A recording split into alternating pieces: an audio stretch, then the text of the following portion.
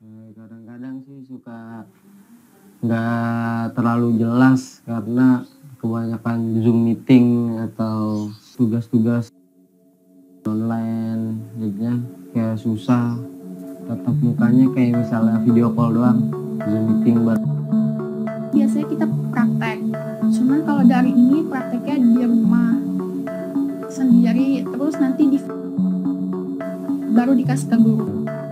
bisa gurunya langsung, ya cuman online, nggak ketemu gurunya secara langsung, nggak diajarin secara langsung, kurang efektif dan kurang enak aja gitu. Harapannya sih cepet-cepet selesai aja ini pandemi COVID, karena pengen sekolah kembali normal dan bisa ketemu teman-teman, ketemu guru, dan bisa kembali belajar normal lagi seperti biasa. Kan biasanya kalau belajar di sekolah itu lebih sering bersosialisasi sama guru dan teman-teman. Anak-anak kita rindu melukis masa depan, tentu saja dengan bimbingan para guru. Kembali ke sekolah bukan tanpa pertimbangan. Kita telah belajar dengan kebiasaan-kebiasaan baru. Kita semua telah banyak belajar. Terus bergerak, merdeka belajar.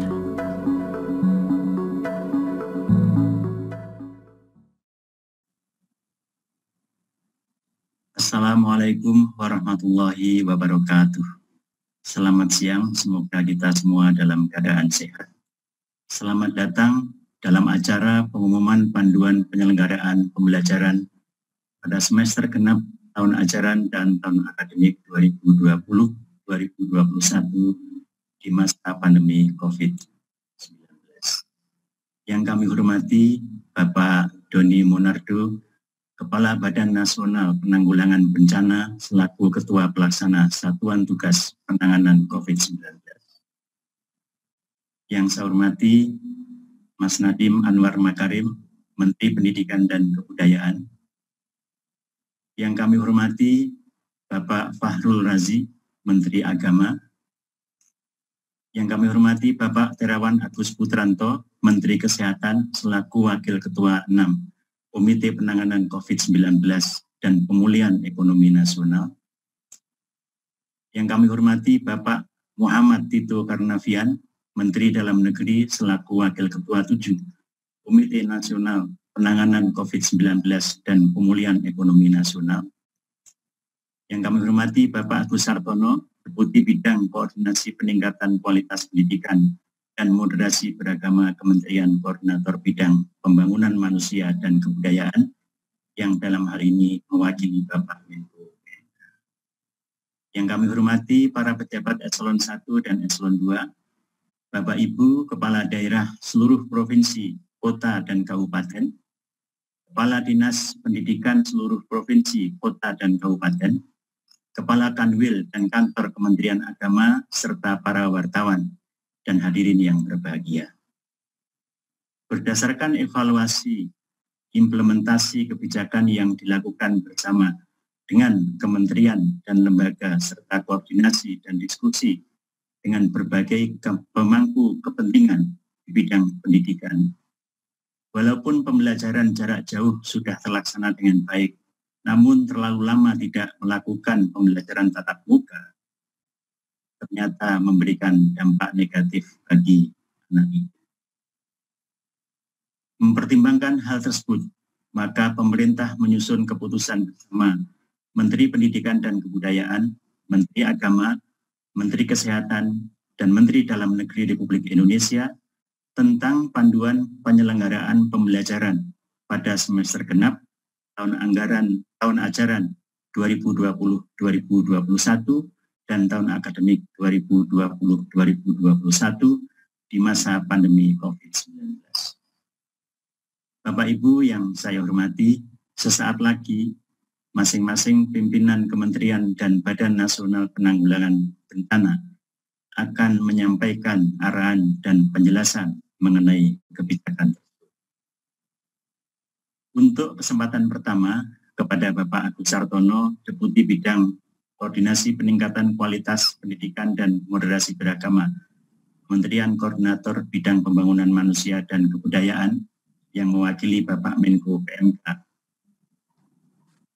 Kami persilahkan untuk menyampaikan arahannya. Assalamualaikum warahmatullahi wabarakatuh. Salam sejahtera untuk kita semua. Salam, Om Swastiastu, Namo Buddhaya, salam kebajikan.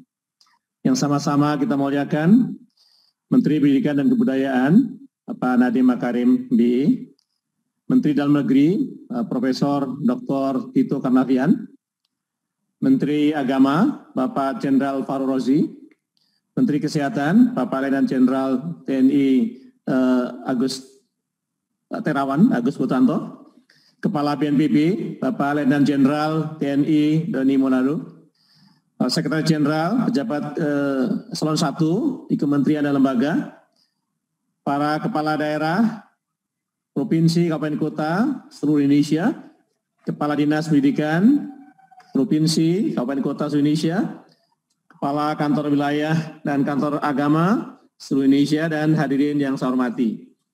Pertama-tama salam hormat dan hangat dari Pak Menko. Beliau saat ini sedang melakukan kunjungan kerja di Jawa Timur, sehingga memerintahkan kepada saya untuk mewakili beliau pada kesempatan yang baik ini.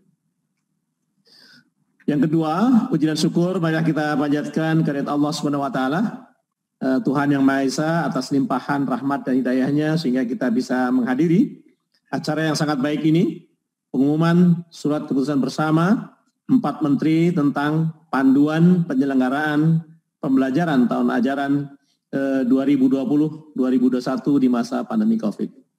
Para hadirin yang saya muliakan, selama kurang lebih 8 bulan terakhir, Indonesia telah berjuang menghadapi pandemi COVID-19. Pandemi ini tidak hanya berdampak pada bidang kesehatan, namun juga berdampak pada dunia pendidikan secara signifikan. Berdasarkan hasil survei pelaksanaan pembelajaran, terdapat 646.000 lebih satuan pendidikan dan lebih dari 68 juta peserta didik yang terdampak oleh COVID-19, sehingga harus melaksanakan pembelajaran jarak jauh. Indonesia bukan satu-satunya, karena terdapat lebih dari 188 negara yang mengalami hal serupa. Kondisi geografis, sosial, dan ekonomi yang beragam menyebabkan pembelajaran jarak jauh memiliki tantangan tersendiri bagi setiap daerah. Daerah dengan kondisi yang memadai dapat melaksanakan pembelajaran tatap muka secara virtual melalui video conference atau diskusi kelompok melalui media sosial. Namun hal ini menjadi sesuatu yang sulit dilakukan untuk daerah yang memiliki kondisi tidak memadai. Hal ini pun akhirnya disiasati oleh satuan pendidikan untuk melakukan inovasi pembelajaran jarak jauh yang dapat dijangkau oleh seluruh peserta didik, baik itu melalui TVRI, radio, serta metode guru kunjung. Pemerintah menyadari keputusan pembelajaran di rumah merupakan keputusan yang sulit, tetapi harus diambil akibat adanya pandemi COVID-19 ini. Keputusan diambil demi mengutamakan kesehatan dan keselamatan peserta didik dan tidak mengambil risiko kehilangan satu generasi. Disadari pula bahwa belajar di rumah pasti tidak optimal, karena siswa hanya memperoleh sebagian unsur kompetensi yang harus dikuasai, yaitu unsur knowledge saja. Seperti diketahui, unsur pendidikan terdiri atas knowledge, skill, attitude, dan values. Dan dari keempat aspek tersebut, penyampaian skill tidak dapat terpenuhi karena peserta didik harus melaksanakan praktikum, mengembangkan skill mereka, dan praktikum akan sulit untuk dilakukan saat mereka belajar di rumah. Hal yang sama juga berlaku untuk aspek attitude dan values, yang penting bagi pengembangan karakter peserta didik, karena mereka memerlukan media untuk berinteraksi sesama siswa dan guru. Pemerintah telah 2 kali menerbitkan surat keputusan bersama 4 menteri tentang panduan pembelajaran pada masa pandemi COVID-19. Pada tanggal 15 Juni 2020, diterbitkan SKB pertama yang memuat kebijakan bahwa pembelajaran tatap muka diprioritaskan pada wilayah zona hijau, dimulai dari jenjang pendidikan SMA sederajat, SMP sederajat, disusul dengan jenjang SD sederajat, dan terakhir PAUD. Satuan pendidikan yang berada di zona kuning, oranye, dan merah pada jenjang tersebut dilarang melakukan kegiatan pembelajaran tatap muka dan tetap melanjutkan belajar di rumah. izin dimulainya pembelajaran tatap muka pada satuan pendidikan didasarkan pada rekomendasi dari pemerintah daerah, Kanwil Kemenak Provinsi dan atau Kantor Kemenak Kabupaten Kota. Selanjutnya, pada tanggal 7 Agustus 2020, pemerintah menerbitkan relaksasi SKP 4 Menteri yang memuat pokok-pokok kebijakan berupa perluasan izin pembelajaran tatap muka pada zona kuning dan untuk zona daerah kepulauan. Izin pembelajaran tatap muka juga diberikan kepada SMK untuk kegiatan praktek. Selain itu, pembukaan sekolah dapat berlaku untuk semua jenjang secara bersamaan. Sedangkan pembukaan sekolah berasrama dapat dilakukan secara bertahap. Perlu digarisbawahi, kebijakan penentuan zona mengacu pada pemetaan risiko daerah yang dilakukan oleh Satuan Tugas Penanganan COVID-19 Nasional pada tingkat kabupaten kota. Para pemangku kepentingan yang saya hormati, pemerintah terus memantau pelaksanaan pembelajaran selama masa pandemi ini untuk menjamin agar mutu pendidikan tetap terjaga. Hasil survei yang dilakukan pada Oktober 2020 terhadap 532.000 satuan pendidikan pada jenjang pendidikan dasar hingga pendidikan menengah, ternyata hanya 226.000 atau 42,5% yang memberi respon positif. Dari hasil tersebut, tercatat baru sekitar 13% yang sudah kembali melaksanakan pembelajaran tatap muka. Sebagian besar sisanya masih melaksanakan belajar dari rumah. Sistem pembelajaran yang tidak dilakukan dengan tatap muka secara langsung di sekolah memiliki dampak yang negatif terhadap anak. Kita berpotensi akan menghadapi tingginya angka putus sekolah karena banyak peserta didik yang terpaksa harus bekerja membantu orang tua dan keluarga pada masa pandemi ini. Perbedaan akses dan tingkat kualitas pembelajaran jarak jauh berakibat pada kesenjangan capaian belajar, terutama anak-anak dari sosioekonomi yang berbeda. Selain itu, minimnya interaksi dengan guru, sesama siswa, dan lingkungan luar ditambah dengan tekanan akibat sulitnya pembelajaran jarak jauh menyebabkan stres pada anak. Dengan tinggal di rumah, tercatat banyak anak terjebak kasus kekerasan di rumah tanpa terdeteksi oleh guru. Berbagai masalah yang terjadi di lapangan tersebut perlu diatasi bersama. Penyelesaian dari permasalahan yang ada tidak hanya menjadi tanggung jawab pemerintah pusat, melainkan juga melibatkan pemerintah daerah. Dinas Pendidikan baik provinsi, kabupaten kota dituntut lebih aktif dalam mengevaluasi kondisi peserta didik dan mutu pembelajaran daerah masing-masing. Dinas Pendidikan bersama Satuan Tugas Penanganan COVID daerah harus bisa mendorong pembukaan sekolah untuk pembelajaran tatap muka dengan tetap memperhatikan disiplin protokol kesehatan. Para menteri yang kami muliakan, para hadirin yang saya hormati, pemerintah menilai perlu diterbitkan kembali penyesuaian terhadap surat keputusan bersama 4 menteri tentang panduan penyelenggaraan pembelajaran pada tahun ajaran 2020-2021 di masa pandemi COVID-19 ini. Penyesuaian kebijakan ini menekankan pentingnya sinergi lintas sektor dalam pemberian izin pembukaan satuan pendidikan. Pemerintah daerah sebagai pihak yang paling memahami kondisi daerah perlu diberikan kewenangan penuh untuk menentukan model pembelajaran yang dinilai paling sesuai.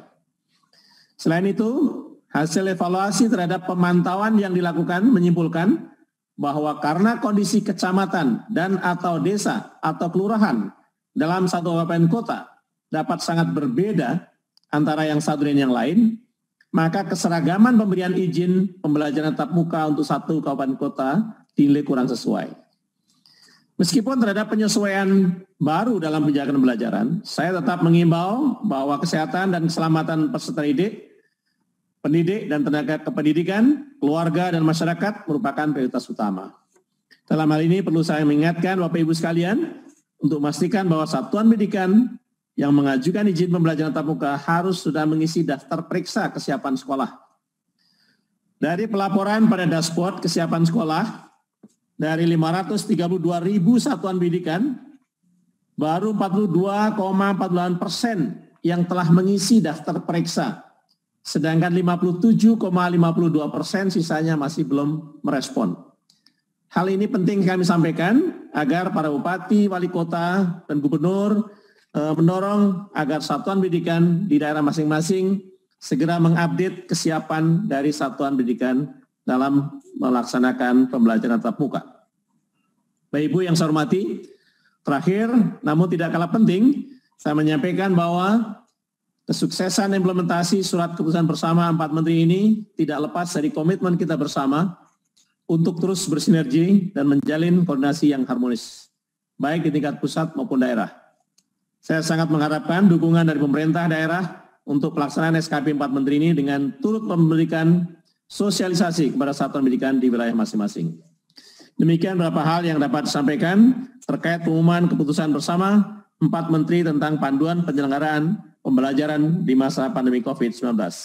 Akhirnya saya berharap setelah kegiatan ini pemerintah daerah dan seluruh satuan pendidikan dapat menerapkan SKP 4 menteri dengan baik sehingga apa yang menjadi tujuan dari kebijakan ini dapat terwujud, yaitu memenuhi hak layanan pendidikan yang layak bagi seluruh anak Indonesia.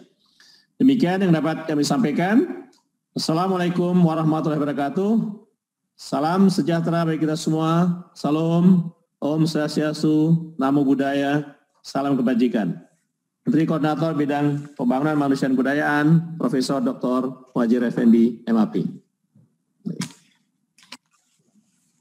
Terima kasih Bapak Deputi atas arahannya.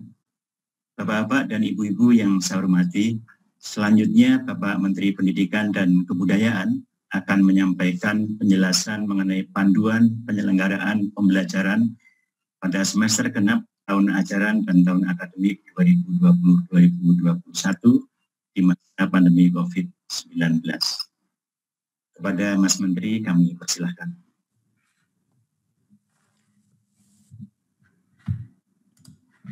Assalamualaikum warahmatullahi wabarakatuh. Salam sejahtera bagi kita semua.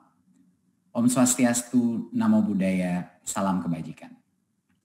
Yang saya hormati Menteri Dalam Negeri Bapak Muhammad Tito Karnavian, Menteri Agama Bapak Fahrul Razi, Menteri Kesehatan Bapak Terawan Agus Putranto, Kepala Badan Nasional Penanggulangan Bencana Bapak Doni Monardo, Deputi Bidang Koordinasi Pendidikan dan Agama Kemenko PMK Bapak Agus Sartono, Sekretaris Jenderal Kemendikbud Bapak Ainun Naim, Juru Bicara Satgas Penanganan COVID-19 Profesor Wiku Adhisa Smito, dan Bapak Ibu yang saya hormati.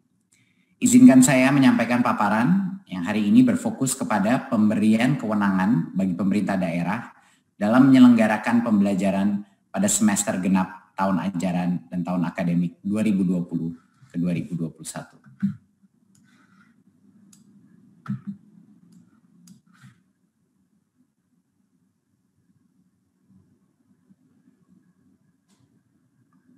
Mohon izin paparannya bisa ditunjukkan.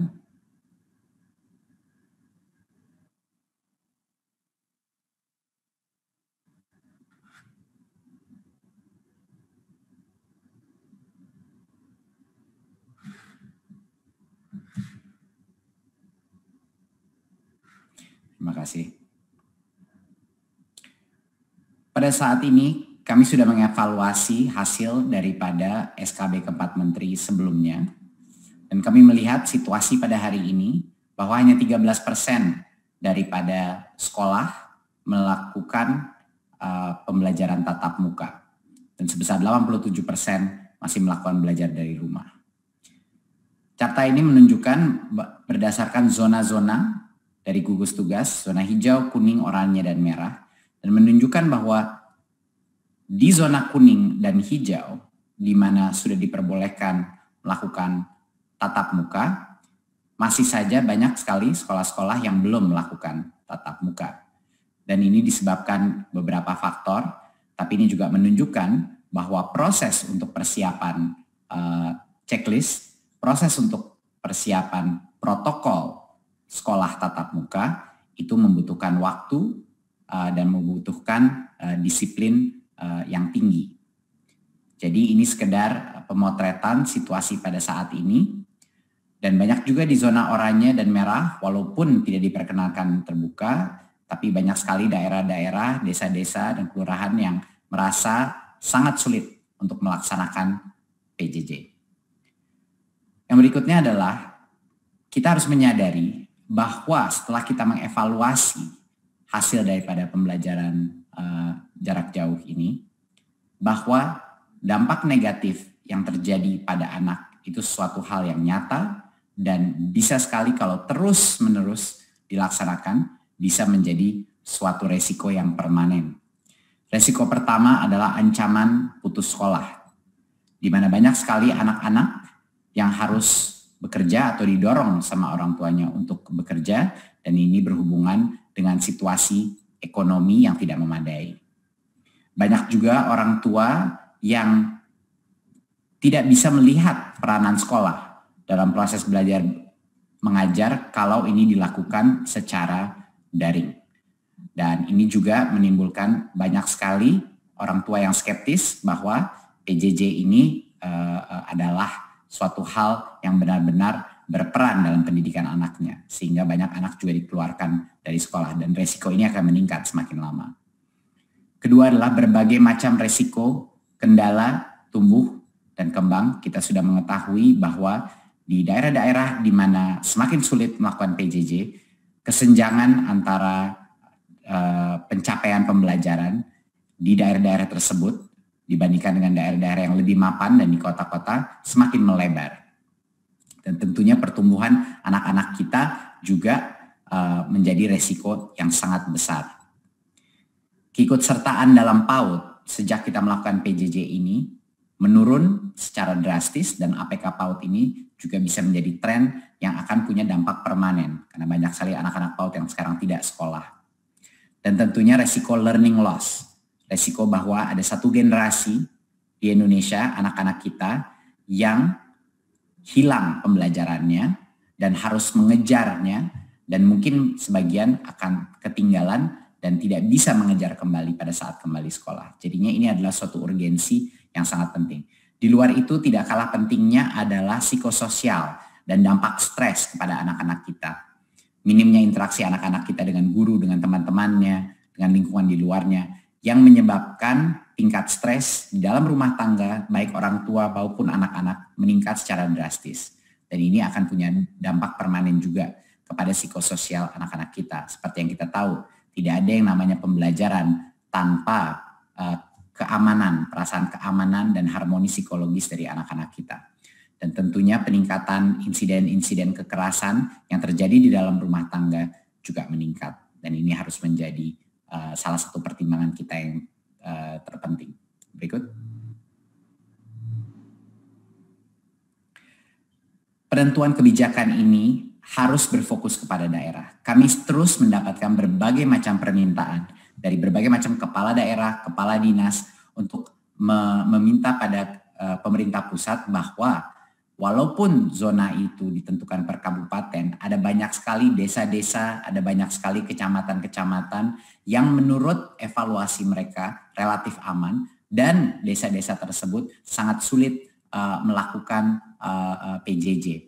Jadi pemerintah daerah ini adalah pihak yang paling mengetahui, bukan pemerintah pusat, paling mengetahui kondisi dan kebutuhan dan keamanan situasi COVID di daerahnya sendiri. Kondisi dan kebutuhan dari setiap kecamatan atau desa kelurahan dapat bisa sangat bervariasi ya dengan satu dan lainnya.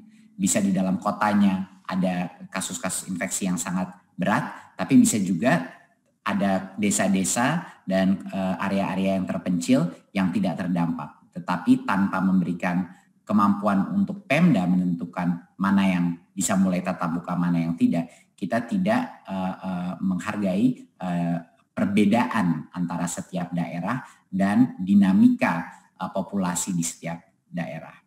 Jadi pengambilan kebijakan di sektor pendidikan ini dengan pertimbangan yang holistik dan selaras dengan pengambilan kebijakan pada sektor lain agar sistem pendidikan kita juga konsisten dengan sektor-sektor lain dan kebijakan kita mengenai penanganan COVID di sektor-sektor lain itu selaras dan tidak berbeda total.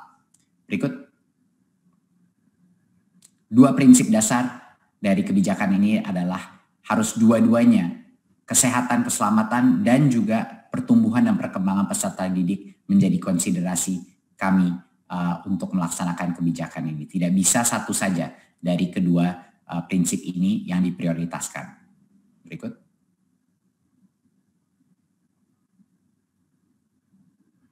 Ya. Berarti pemerintah pada hari ini melakukan penyesuaian kebijakan untuk memberikan kewenangan kepada pemerintah daerah, Kanwil atau kantor Kemenag untuk menentukan pemberian izin pembelajaran tatap muka di sekolah-sekolah di bawah kewenangannya.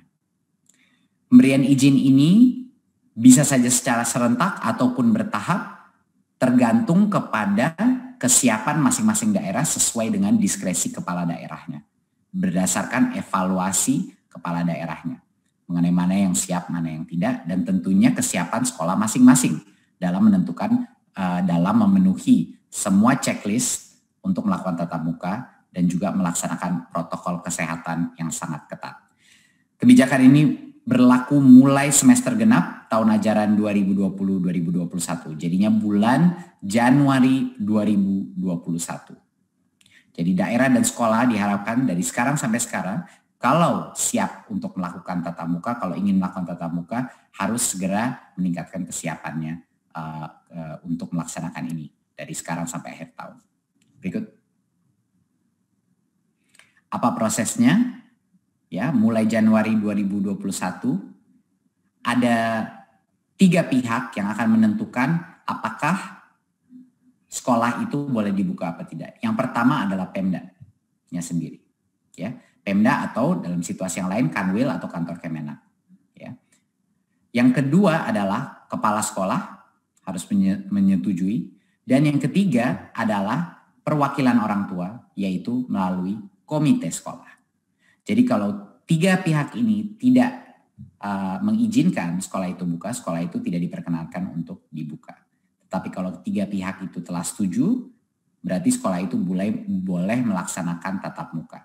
Ya, jadi harus ada persetujuan orang tua melalui komite orang tua, persetujuan kepala sekolah, dan tentunya kepala daerah. Kalaupun sekolahnya dibuka, ini harus saya tekankan sekali lagi bahwa orang tua masih bisa tidak memperkenankan anaknya untuk datang ke sekolah untuk melakukan tatap muka. Ya, jadi hak terakhir dari siswa individu, walaupun sekolahnya sudah mulai tatap muka, masih ada di orang tua. Ya. Dan sekali lagi harus saya tekankan, pembelajaran tatap muka ini diperbolehkan, tidak diwajibkan, diperbolehkan. Dan keputusan itu ada di Pemda, kepala sekolah, dan orang tua, yaitu komite sekolah. Perbedaan besar ini dari SKB sebelumnya adalah peta zonasi resiko dari Satgas COVID tidak lagi menentukan pemberian izin pembelajaran tatap muka, tapi Pemda yang akan menentukan, sehingga mereka bisa memilah daerah-daerah dengan cara yang lebih granular, lebih mendetail. Berikut. Ini adalah salah satu contoh untuk mengilustrasi bahwa bagi kepala daerah, mereka bisa melakukan pembukaan itu secara serentak atau secara bertahap. Jadi di kecamatan tertentu mungkin akan dibuka yang tahap pertama, tahap kedua, tapi ini adalah kewenangan daripada pemerintah daerah. Ya, tidak harus semuanya serentak, tidak harus bertahap kalau mau, ini adalah keputusan dari Pemda. Jadi fleksibilitas ini diberikan berdasarkan evaluasi Pemda terhadap tingkat keamanan kesehatan COVID di daerah-daerahnya masing-masing. Berikut. Ini sangat penting untuk Bapak Kepala Dinas, Bapak Kepala Daerah, faktor yang perlu menjadi pertimbangan Pemda dalam pemberian izin. Yang jelas adalah tingkat risiko penyebaran COVID. Kedua, kesiapan fasilitas pelayanan kesehatan. Ketiga, kesiapan satuan pendidikannya pun, yang ada checklist tadi yang saya bilang. Dan akses terhadap sumber belajar atau kemudahan belajar dari rumah. Banyak sekali teman-teman kita, daerah-daerah, desa-desa kita yang sangat sulit melakukan PJJ, jadi mohon itu menjadi konsiderasi juga. Dan tentunya kondisi psikososial peserta didik, dan kebutuhan layanan pendidikan bagi anak dan orang tua walinya yang bekerja di luar rumah, yang harus bekerja di luar rumah dan tidak bisa mungkin menjaga dan membimbing anaknya. Ketersediaan transportasi, tempat tinggal warga satuan, dan mobilitas antara kabupaten, kota, kecamatan, dan dan tentunya kondisi geografis setiap daerah. Ini harus menjadi pertimbangan yang holistik dan Pemda harus mengambil keputusan itu berdasarkan semua faktor-faktor ini, di mana yang mau tetap tatap muka, di mana mau yang dilanjutkan belajar dari rumah. Berikut.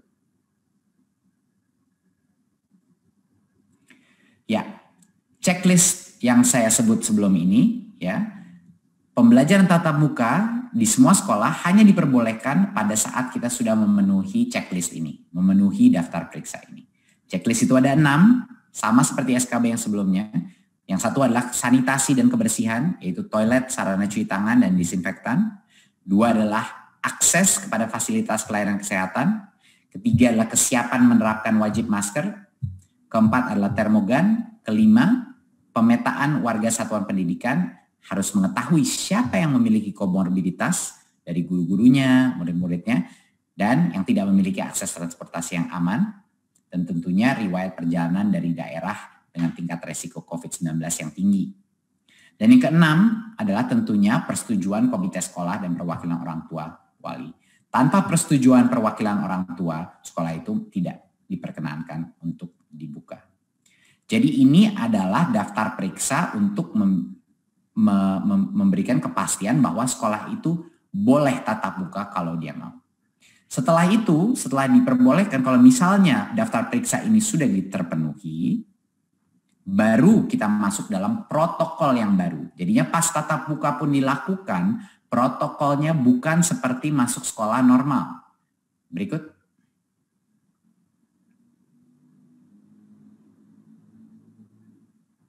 Ya, ini adalah salah satu poin yang terpenting dan banyak sekali juga masih ada mispersepsi bahwa kalau kita melakukan pelajaran tatap muka, bahwa itu seperti sekolah biasa.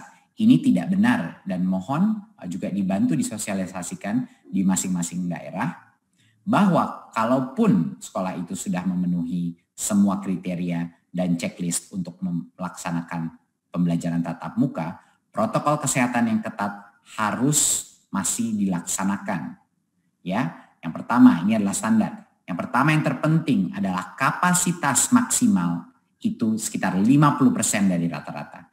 Jadinya mau tidak mau semua sekolah harus melakukan rotasi atau shifting. Ya, tidak boleh kapasitas full.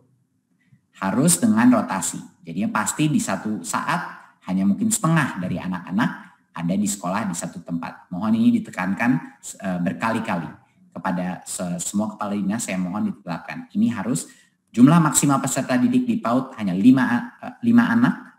Biasanya kan 15, sekarang 5. Jumlah peserta didik di pendidikan dasar menengah 18 anak maksimal per kelas, yang biasanya 36, dan untuk SLB maksimal 5 anak. Jadi sistem bergiliran atau shifting ini harus dilakukan. Dan karena itu, hanya dengan jalan itu kita bisa menjaga jarak sampai dengan minimal 1,5 meter. Social distancing 1,5 meter di dalam kelas. Ya. Dan tentunya perilaku wajibnya harus pakai masker. Tidak ada negosiasi di sini. Semua anak, guru, semua tenaga pendidik harus memakai masker. Cuci tangan sabun, menjaga jarak, dan menerapkan etika batuk dan bersin. Lalu berikut. Ya, kita pastikan bahwa kondisi medis warga satuan pendidikan yang punya komorbiditas tidak boleh melakukan tatap muka, tidak boleh datang ke sekolah kalau mereka punya komorbiditas karena resiko mereka kalau kena COVID jauh lebih tinggi. Ya. Dan ini satu lagi poin yang sangat penting, tidak diperkenankan kegiatan-kegiatan yang berkerumun. Artinya kantin tidak diperbolehkan beroperasi. Kegiatan olahraga dan ekstrakurikuler tidak diperbolehkan untuk dilakukan. Anak-anak hanya boleh masuk, belajar, lalu pulang. Ini juga harus ditekankan. Dan selain pembelajaran, tidak ada lagi kegiatan selain KBM. Ya, contoh-contoh yang tidak boleh. Orang tua tidak boleh menunggu siswa di sekolah, istirahat di luar kelas, pertemuan orang tua dan murid itu tidak diperbolehkan. Jadi maksud pesan yang terpenting di sini adalah artinya pembelajaran tatap muka bukan kembali ke sekolah seperti normal. Ini sangat di luar yang normal karena kapasitasnya hanya setengah yang diperbolehkan tanpa aktivitas berkerumun apapun lainnya. Dan ini makanya monitoring daripada dinas, daripada Pemda, daripada gugus tugas daerah ini luar biasa pentingnya untuk memastikan protokol ini terjaga. Berikut. Ya. Seluruh pemangku kepentingan harus mendukung untuk ini menjadi sukses, baik dari pemerintah pusat, Satgas, masyarakat sipil, sekolah, dan orang tua. Ini luar biasa pentingnya peran mereka dalam melakukan monitoring dan evaluasi untuk menjaga keamanan siswa-siswi kita, guru-guru kita, orang tua, dan tentunya nenek kakeknya, anak-anak yang tinggal di rumahnya mereka juga. Jadinya di pemerintah daerah pun, Dinas Pendidikan, Kesehatan, dan Perhubungan harap semuanya berkoordinasi untuk memastikan bahwa anak kita bisa kembali ke sekolah tetapi dengan keamanan kesehatan yang terbaik yang bisa kita lakukan. Berikut. Terima kasih Bapak Ibu. Jadi sekian adalah presentasi saya. Semoga memberi kejelasan, semoga juga memberi harapan bagi banyak sekali anak-anak kita yang sangat sulit melaksanakan PJJ. Berdasarkan data kita yang sebelumnya, pada saat kita melakukan relaksasi seperti ini, bahkan masih akan makan waktu berbulan-bulan karena pemenuhan checklistnya dan juga perizinannya, itu akan ada proses dan ada jeda waktu. Tapi kalau kita tidak memulai sekarang, memasuki dan berlatih melakukan new normal ini, saya rasa loss of learning dan resiko psikososial kepada satu generasi anak-anak kita di Indonesia bisa menjadi permanen. Dan itu suatu resiko yang kita harus tangani segera. Terima kasih. Wassalamualaikum warahmatullahi wabarakatuh. Terima kasih Mas Menteri atas arahan dan paparannya yang sangat lengkap. Bapak Ibu yang saya hormati, untuk sesi berikutnya kami mengundang Bapak Menteri Dalam Negeri selaku Wakil Ketua 7 Komite Penanganan COVID-19 dan Pemulihan Ekonomi Nasional untuk menyampaikan arahan dan paparannya. Pada Bapak Tito Karnavian kami persilakan. Assalamualaikum warahmatullahi wabarakatuh. Selamat siang, salam sejahtera untuk kita semua. Om Swastiastu, Namo Buddhaya, salam kebajikan.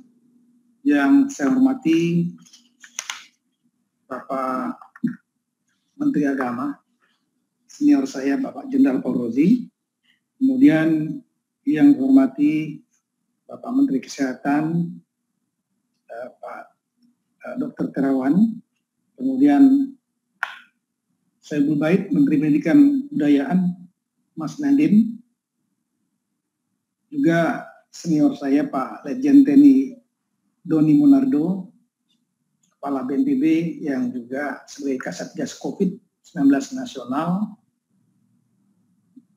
kemudian Deputi Bidang Koordinasi Pendidikan Agama yang mewakili Bapak Menko PMK, Profesor Agus Sartono, Pak Sekjen Kemendikbud, Moderator Prof. Ainun Naim, PhD, Bapak, Ibu-Ibu, Gubernur, Wali Kota, Bupati, atau yang mewakili yang hadir secara virtual, kemudian juga para pejabat pimpinan tinggi KL yang ada.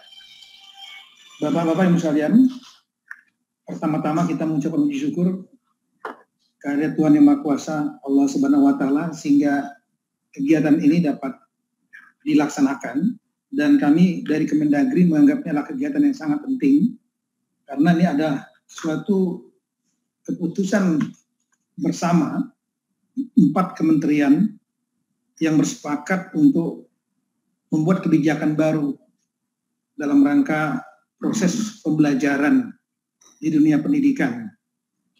Kita melihat bahwa perubahan yang paling mendasar adalah yang tadinya berdasarkan zonasi sesuai dengan data COVID-19 dari Satgas, kemudian menimbang plus dan minusnya, kebijakan ini berubah dengan tidak melihat zonasi dan mendorong tatap muka, tapi tetap pada protokol, ketaatan pada protokol kesehatan COVID. Pada prinsipnya dari Kemendagri mendukung langkah-langkah ini karena kita melihat ada beberapa dampak negatif tadi disampaikan oleh Mas Nadiem, Mendikbud. Namun tentu juga kita tidak bisa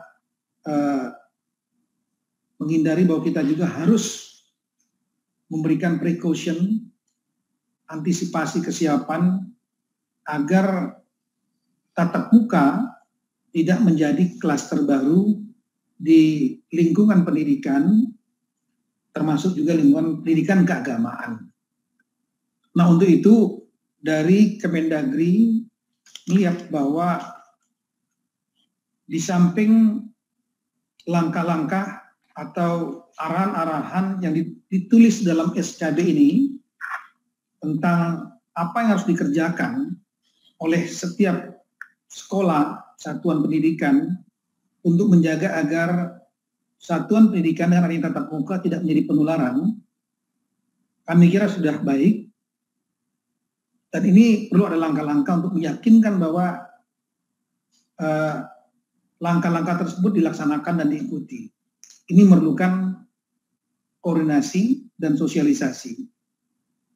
Tapi di samping itu, kami melihat ada yang lebih luas lagi, karena penularan tidak hanya terjadi di dalam lingkungan pendidikan, sekolah, atau pesantren, tapi bisa terjadi di luar lingkungan.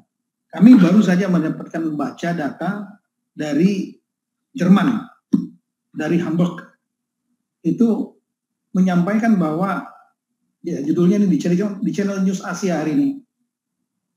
Jadi most children caught COVID-19 outside school, German data.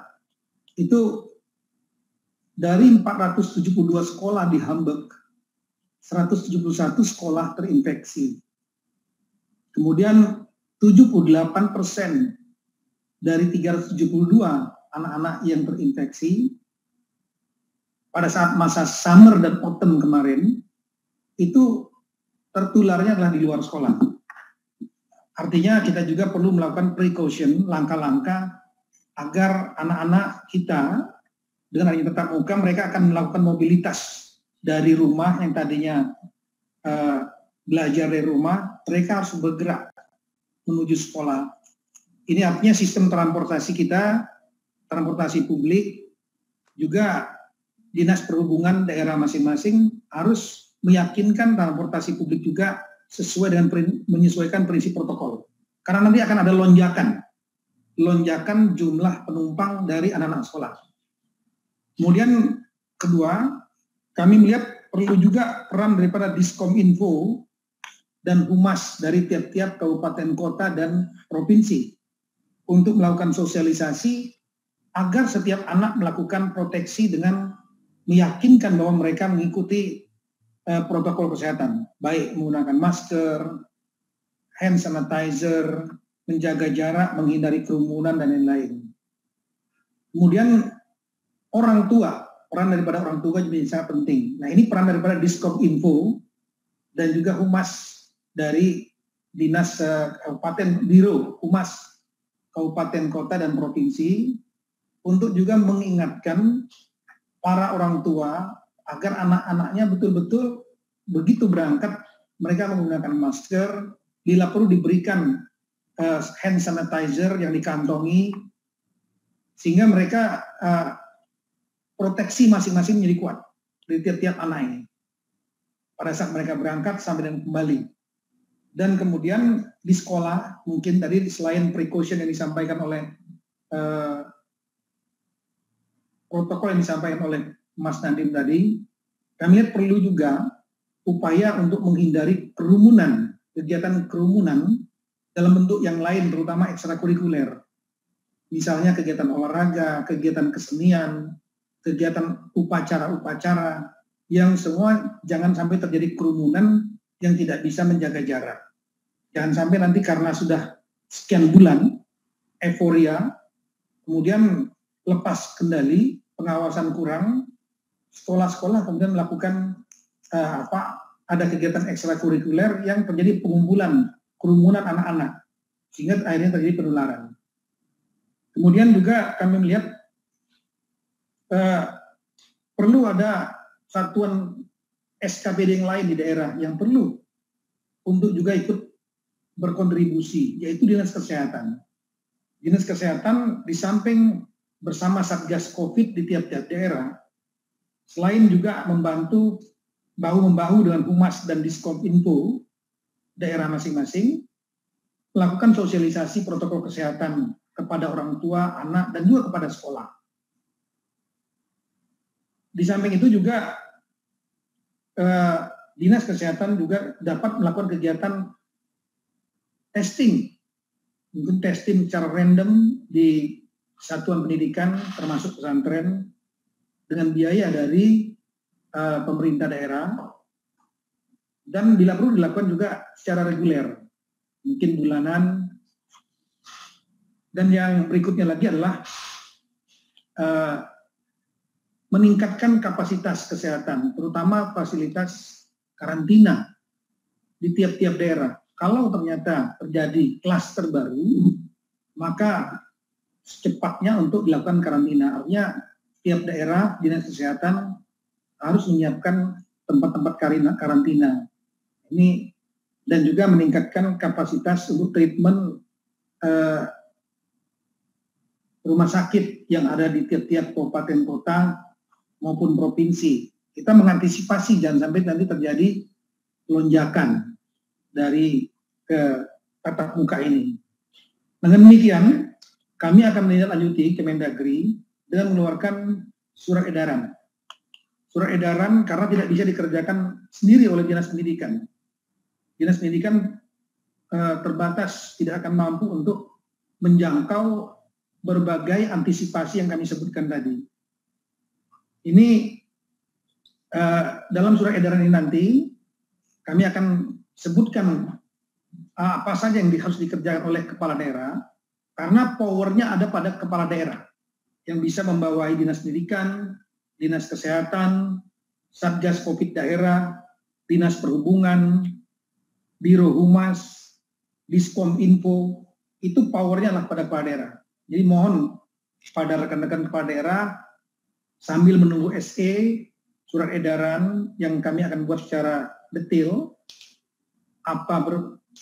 SKPD apa berbuat apa, sambil tentunya terbuka bagi kepala daerah untuk mengembangkan sesuai kebijakan, sesuai dengan kondisi wilayah masing-masing. Dan nanti dalam SE ini, karena kita mulai memasuki tahun anggaran baru 2021, maka kami akan meyakinkan bahwa dokumen kegiatan-kegiatan tadi yang dilakukan oleh berbagai SKPD tadi, ini dimasukkan dalam dokumen rencana kerja pemerintah daerah atau RKPD, dan juga dokumen penganggarannya, dokumen APBD, sehingga diyakinkan bahwa semua mekanisme untuk proteksi tatap muka tidak menjadi klaster itu betul-betul diprogramkan dan dianggarkan oleh tiap-tiap daerah. Ini surat edaran akan segera kami buat dan minggu depan kami akan segera sampaikan kepada seluruh kepala daerah. Namun satu hal mungkin untuk Bapak Mendikbud, Mas Nadiem, daerah-daerah ini ada yang memiliki kapasitas fiskal yang kuat. Artinya kita tahu bahwa tiap daerah ini Pak ada 3 sumber utama anggaran mereka. Yang pertama adalah dari dana transfer pusat, dana perimbangan. Kemudian yang kedua adalah dari dana pendapatan asli daerah, PAD. Dan yang ketiga adalah dari sumber lain seperti dari badan usaha milik daerah. Dan semua dalam kondisi COVID saat ini semua terkontraksi.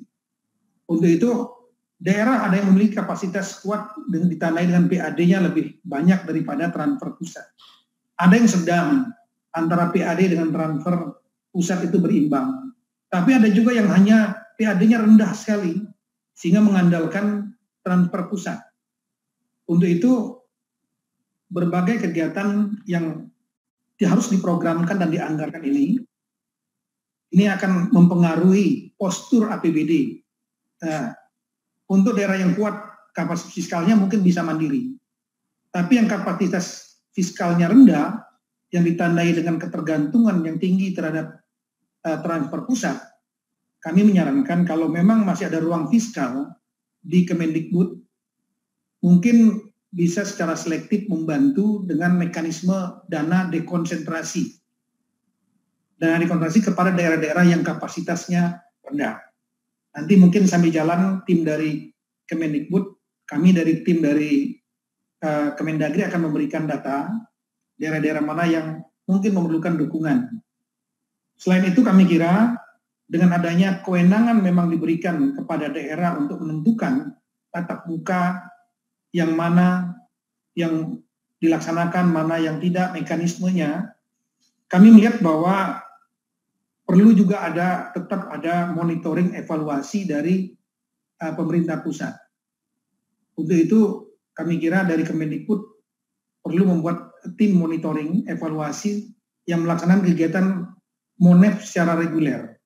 Secara reguler dengan mengikutsertakan KL-KL yang lain, kami juga siap dari, saya kira yang masuk dalam keempat kementerian plus Satgas COVID ini bisa melakukan monitoring secara reguler bulanan. Bila terjadi klaster karena tatap muka dan daerah sudah bertindak, maka kita tinggal memperkuat.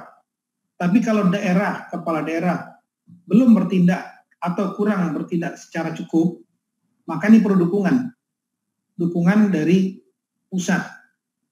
Ini kami kira yang perlu kami sampaikan. Terakhir, kepada rekan-rekan gubernur sebagai wakil pemerintah pusat di daerah, juga kami mohon nanti pada saat melakukan review RKPD maupun APBD, itu kewenangannya pada gubernur. Itu RKPD APBD tingkat 2, yaitu kota dan kabupaten. Mohon kepada Bapak Gubernur dengan staf ini dapat betul-betul melihat apakah semua langkah-langkah untuk memagari, membantu agar kegiatan tatap muka ini berjalan lancar, karena ini melibatkan beberapa SKPD. Ini betul-betul diyakinkan itu teranggarkan dan terprogramkan dalam dokumen RKPD dan APBD yang ada di tingkat 2. Sedangkan evaluasi untuk tingkat provinsi akan dikerjakan oleh Kemendagri, baik dari Dirjen Bangda maupun Dirjen Pembinaan Keuangan Daerah. Ini akan kami kerjakan. Kami kira itu yang kami sampaikan. Sekali lagi terima kasih banyak. Kami dari Kemendagri siap untuk mendukung. Assalamualaikum warahmatullahi wabarakatuh. Waalaikumsalam warahmatullahi wabarakatuh. Terima kasih Bapak Menteri Dalam Negeri atas arahannya yang sangat jelas dan juga dukungannya mengenai tindak lanjut dari pelaksanaan kebijakan-kebijakan. Bapak dan Ibu-Ibu yang saya hormati, selanjutnya kami akan mengundang Bapak Menteri Agama untuk menyampaikan arahan dan paparannya. Kepada Bapak Fahrul Razi, kami undang. Assalamualaikum warahmatullahi wabarakatuh. Selamat siang, salam sejahtera untuk kita semua. Yang saya hormati Menteri Koordinator Bidang Pembangunan Manusia dan Kebudayaan, dalam hal ini yang diwakili oleh Pak Agus Sartono. Yang saya hormati Menteri Pendidikan dan Kebudayaan, Pak Nadiem Makarim. Yang saya hormati Menteri Dalam Negeri, Pak Tito Karnavian. Yang saya hormati Menteri Kesehatan, Pak Terawan. Yang saya hormati Kepala Badan Nasional Penanggulangan Bencana, Pak Doni Monardo. Yang saya hormati Moderator, Pak Sekjen Mendikbud, Pak Ainun Naim, para guru dan dosen yang saya muliakan. Pertama-tama terima kasih kepada Pak Mendikbud yang telah memberikan penjelasan yang sangat tinggi, isi substansi yang sangat mendalam, isi substansi yang telah kita tanda tangani. Terima kasih juga kepada Pak Mendagri yang telah memberikan masukan-masukan untuk mensupport kegiatan kita bersama itu. Saudara-saudara, anak-anakku, siswa dan mahasiswa yang saya sayangi dan cintai, saudara sekalian hadirin yang berbahagia, pandemi COVID-19 saat ini membawa dampak serius dalam berbagai sektor. sebagaimana kita tahu bersama, termasuk sektor pendidikan. Sebagaimana kita ketahui, sejak Maret 2020, satuan pendidikan ditutup. Lebih dari 10 juta siswa di bawah binaan Kementerian Agama terpaksa harus melaksanakan belajar dari rumah dengan segala keterbatasan yang ada. Lebih dari 10 juta siswa di bawah binaan Kementerian Agama yang terdampak akibat COVID-19 itu pada dasarnya tidak bisa menerima pelajaran sebagaimana kita harapkan bersama. Saya kira sama dengan yang tadi testimoni yang disampaikan oleh salah satu adik-adik kita tadi. Kesehatan menjadi hal yang sangat penting pada saat ini. Karena kita mengalami penutupan sekolah, madrasah, dan dampak lainnya dari pandemi COVID-19 dalam sektor pendidikan, Kementerian Agama telah melakukan beberapa langkah untuk mendukung pembelajaran dari rumah melalui platform e-learning madrasah. Platform ini memungkinkan guru untuk mengadakan kelas jarak jauh melalui konferensi video secara terintegrasi, menggugah materi belajar dan tugas-tugas, menerapkan kuis dan tes online, dan siswa dapat mengirimkan tugas mereka serta mengakses bahan ajar secara online. Kami juga telah bermitra dengan operator telekomunikasi untuk memberikan subsidi bagi para guru dan siswa agar mereka dapat mengakses internet menggunakan ponsel mereka untuk pembelajaran jarak jauh dan memberikan pelatihan serta dukungan lain untuk guru yang menggunakan platform pembelajaran online. Hal ini termasuk menyediakan panduan kurikulum darurat bagi para guru agar mereka dapat terus mengajar dengan platform online secara efektif selama keadaan seperti pandemi ini. Kementerian Agama juga mengambil kebijakan fleksibilitas, penggunaan dana BOS untuk mendukung efektivitas dan keberhasilan belajar dari rumah. Meskipun demikian, kita semua akui ternyata untuk saat ini opsi pembelajaran tatap muka di kelas masih menjadi pilihan yang paling efektif. Hal ini dikarenakan masih terjadi ketimpangan dalam hal kesiapan infrastruktur dan jaringan IT, kesiapan silabus dan kurikulum darurat, dan juga kesiapan dan budaya serta literasi digital guru dalam menjalankan pembelajaran jarak jauh di masa pandemi ini. Terlepas dari persoalan pandemi sebenarnya, saya kira transformasi digital dalam pembelajaran merupakan sebuah keniscayaan, baik masih ada pandemi COVID-19 atau tidak. Saya betul-betul berharap permasalahan-permasalahan yang ada tadi harus menjadi titik tolak untuk pembuatan peta jalan, pengembangan digitalisasi pendidikan yang sistematik dan terukur. Saya juga berharap pandemi ini akan mengajarkan banyak hal, termasuk bagaimana kita mengelola tantangan disrupsi belanja anggaran pendidikan tahun ini dan tahun-tahun mendatang. Saya akan memberikan perhatian soal ini, agar belanja anggaran pendidikan di Kementerian Agama, khususnya mulai harus diprioritaskan untuk mengatasi hambatan-hambatan pembelajaran.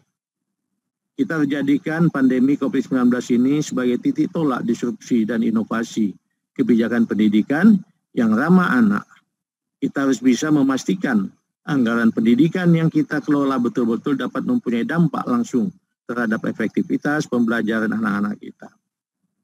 Saya merasakan betul kesedihan dan kerinduan yang amat dalam yang dialami oleh siswa, mahasiswa, guru, dan dosen untuk bisa kembali ke madrasah, sekolah, dan kampus.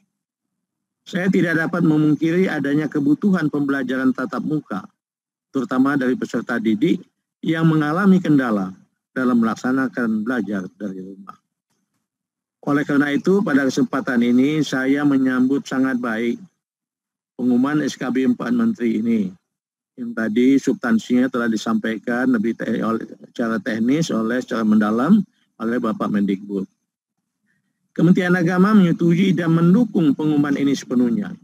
Kita berdoa dan berharap semoga pandemi ini bisa segera berlalu dan anak-anak dapat kembali ke kelas. Anak-anak bisa belajar lagi di kelas. Anak-anak bisa bermain bersama di lapangan bersama teman-temannya dalam suasana riang gembira dan sehat.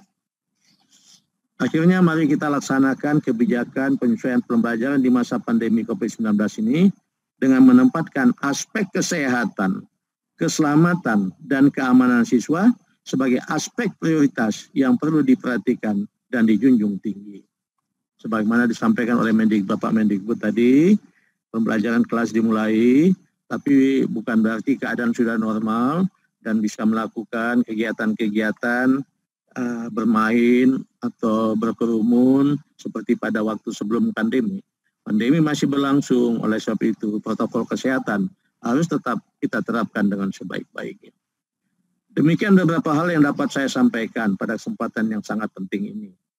Dengan senantiasa memohon ridho dari Allah Subhanahu wa Ta'ala, Tuhan yang Maha Esa, semoga rumusan kebijakan yang kita hasilkan pada kesempatan ini dapat bermanfaat dan menjadi solusi atas kebutuhan akan keberlangsungan hak belajar bagi anak-anak kita demi masa depan mereka semua.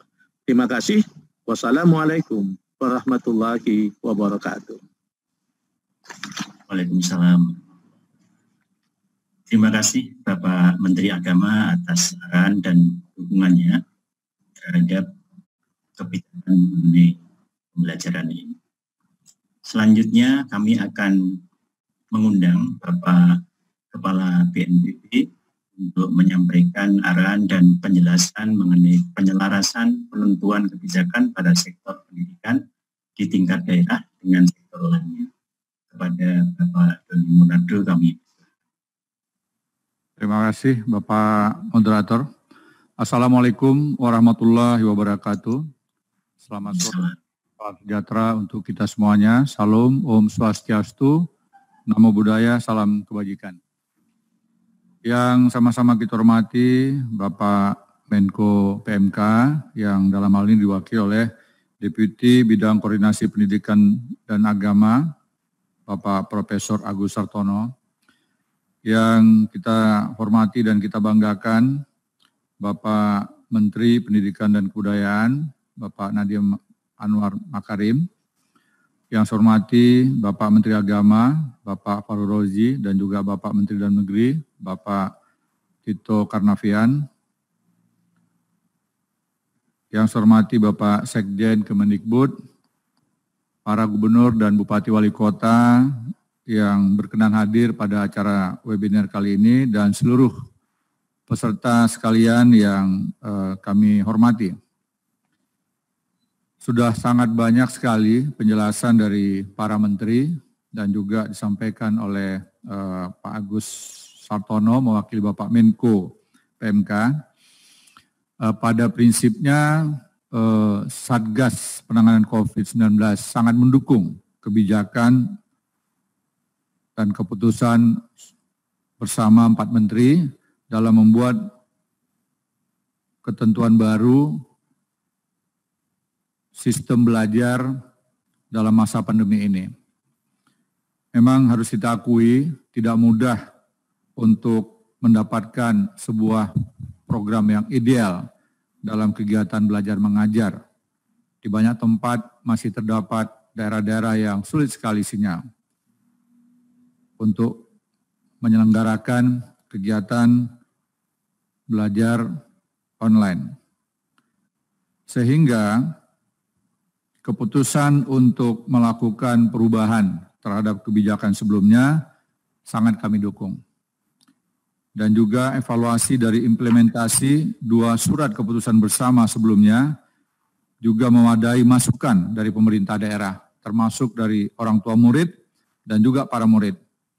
Saya yakin masukan-masukan ini sudah sangat banyak sekali, dan Bapak Menteri Pendidikan dan Kebudayaan bersama dengan para menteri lainnya tentunya sudah mendapatkan suatu kesimpulan yang lebih baik dalam mengambil kebijakan.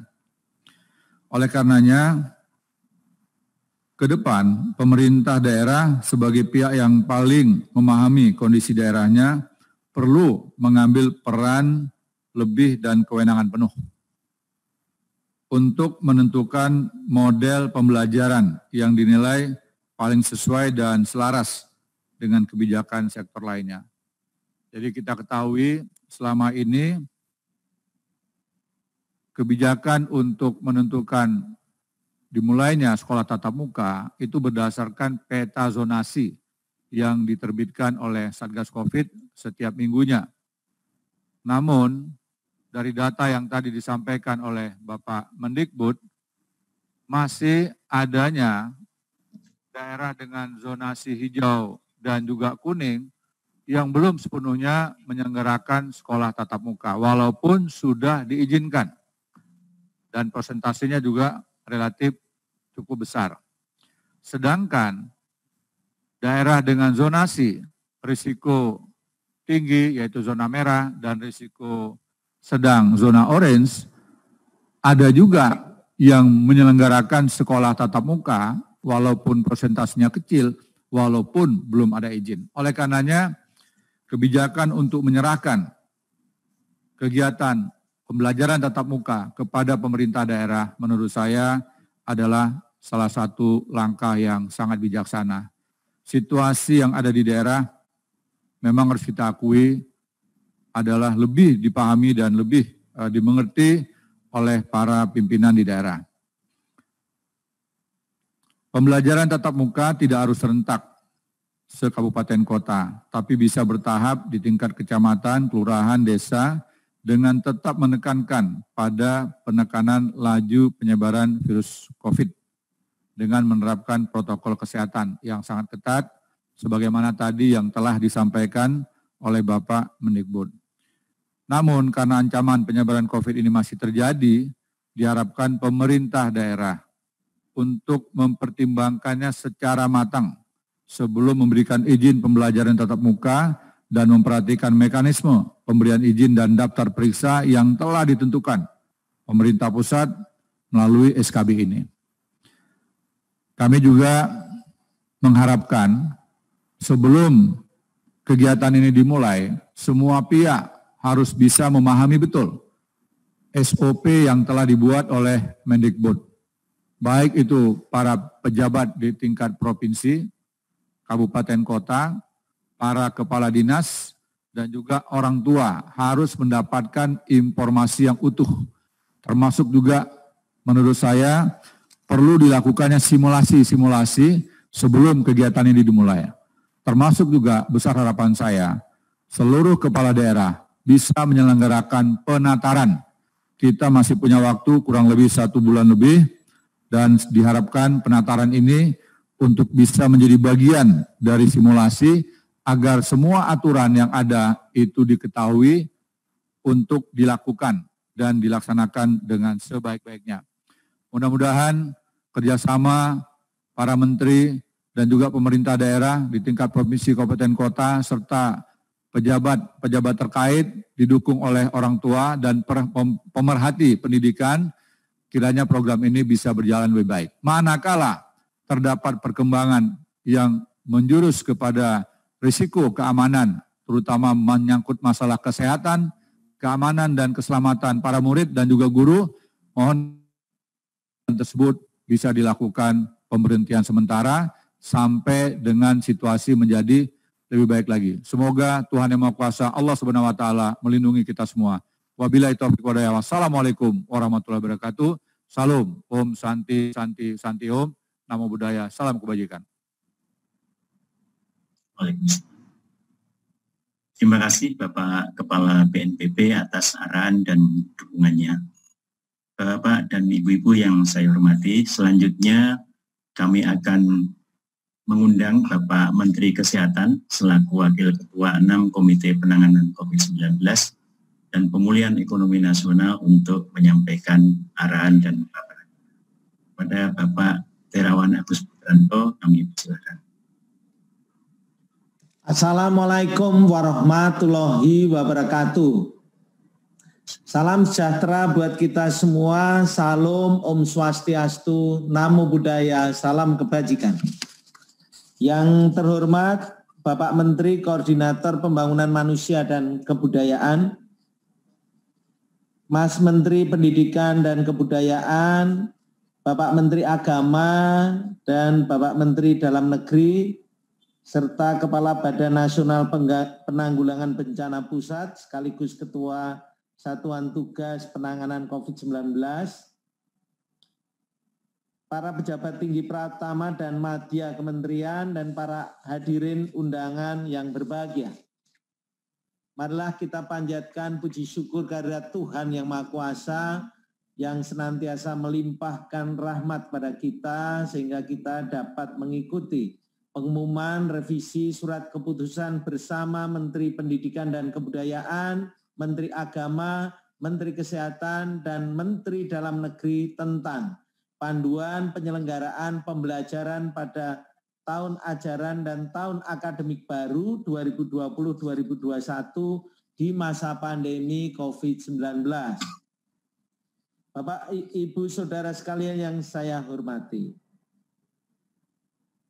pandemi COVID-19 yang melanda Indonesia sejak Maret 2020 mengakibatkan pemerintah mengambil berbagai langkah kebijakan untuk melindungi kesehatan dan keselamatan warga masyarakat, terlebih terhadap kelompok rentan termasuk anak usia sekolah. Salah satu kebijakan adalah pembelajaran dari rumah yang bertujuan untuk memastikan tetap terpenuhinya hak peserta didik untuk mendapatkan layanan pendidikan selama masa darurat COVID-19. Pembelajaran jarak jauh atau belajar dari rumah telah dilakukan hampir 1 tahun ini dan sudah dilakukan kajian dan evaluasi. Ternyata banyak hal yang bisa dinilai ada berbagai kendala, seperti ada ancaman anak putus sekolah, meningkatnya risiko stres pada anak, terjadinya kekerasan pada anak, kesenjangan capaian belajar, dan learning loss yang tentu saja berpengaruh pada perkembangan anak. Terkait hal tersebut, dalam rangka meningkatkan upaya pemenuhan hak pendidikan bagi anak, maka penyelenggaraan pembelajaran melalui metode tatap muka pada semester genap 2020 yang akan datang tidak lagi berdasarkan pada zonasi penyebaran COVID-19, namun merupakan kebijakan dari pemerintah daerah setempat. Dalam hal ini, pemerintah daerah diharapkan dapat memberikan keputusan yang tepat dalam pemberian izin pembukaan kembali satuan pendidikan di wilayahnya dengan tetap mengedepankan aspek kesehatan dan keselamatan anak, guru, keluarga, dan masyarakat. Bapak, Ibu, Saudara yang saya hormati, Kementerian Kesehatan sepenuhnya akan mendukung kebijakan ini. Kami berkomitmen untuk meningkatkan peran puskesmas, melakukan pengawasan dan pembinaan pada satuan pendidikan dalam penerapan protokol kesehatan, di samping terus meningkatkan kesiapan fasilitas pelayanan kesehatan dan pencegahan serta pengendalian COVID-19. Sebelum mengakhiri, kami menghimbau untuk kita bersama-sama berupaya terus meningkatkan pendidikan, kesehatan, dan keselamatan bagi anak-anak kita sebagai generasi penerus bangsa menuju Indonesia maju. Penerapan protokol kesehatan seperti menggunakan masker, menjaga jarak aman, serta sering mencuci tangan merupakan adaptasi kebiasaan baru yang harus diterapkan dengan disiplin tinggi agar kita dapat tetap sehat dan selamat dalam melewati pandemi COVID-19 ini. Terima kasih. Wassalamualaikum warahmatullahi wabarakatuh. Om Santi Santi Santi Om. Terima kasih kepada Bapak Menteri Kesehatan yang telah memberikan arahan dan dukungannya. Bapak-bapak dan ibu-ibu yang saya hormati, kita telah mendengarkan semua arahan dari para pimpinan, para menteri, dan kepala BNPB. Selanjutnya kita akan masuk ke sesi tanya-jawab, dan untuk itu saya akan membacakan 2 pertanyaan yang mirip. Pertama dari Mbak Rini Hairani dari RRI, dan juga pertanyaan dari Weni Harimulyati dari Sinar Harapan. Pertanyaannya adalah, bagaimana pusat dan dinas di daerah berkoordinasi dalam melakukan pemetaan? Pasalnya dalam temuan KPAI juga saat revisi SKP sebelumnya, banyak sekolah yang melanggar penerapan sarana protokol kesehatan. Kemudian pertanyaan berikutnya adalah bagaimana mengoptimalkan peran dinas-dinas di daerah supaya implementasi kebijakan pendidikan di masa pandemi ini berjalan baik. Untuk pertanyaan tersebut, kami mohon Bapak Kepala BNPB untuk menjawab lebih dahulu, nanti diikuti oleh Bapak Menteri. Kami persilakan Bapak Dodi Munardo. Terima kasih Bapak Moderator. Dari kami Satgas, saya pikir seluruh ketentuan yang sudah dibuat oleh SKB 4 Menteri ini harus dipahami dulu oleh para pengambil kebijakan di daerah, mulai dari gubernur, bupati, wali kota, termasuk seluruh kepala dinas dan juga penyelenggara pendidikan.